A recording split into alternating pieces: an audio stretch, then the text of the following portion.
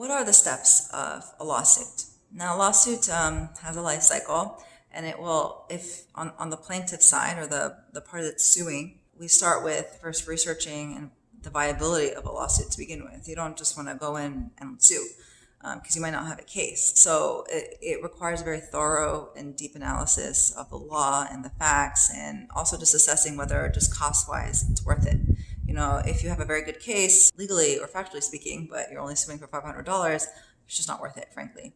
So that's the first step. Second step is to strategize. And granted, there are limitations because in lawsuits, things are always changing and there's always new facts being presented. But you start with a strategy that, you know, just based on what you have. As a plaintiff's attorney, you have to be willing to be flexible as well. Then you draft the complaint. This is the document that you file in court that starts the lawsuit.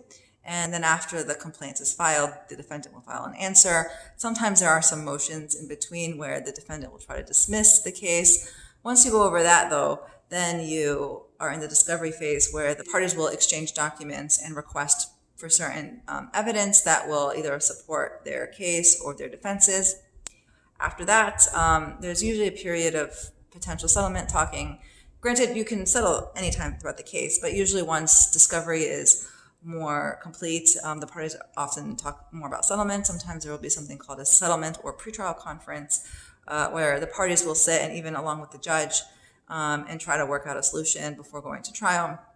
Once that is over, a trial date is set. The judge will also have a span of time where the parties can file certain motions in advance of the trial. So, you know, to exclude certain evidence, for example, if it's hearsay, and then there's a trial. Now, there's a lot, that was very much of a nutshell. There's a lot of things that happen in between. Typically, the process will take anywhere between, 6 months to 2 or 3 and beyond years, depending on how complicated the case is and how contentious the case is. And so, but that's basically the life cycle of a lawsuit. So again, first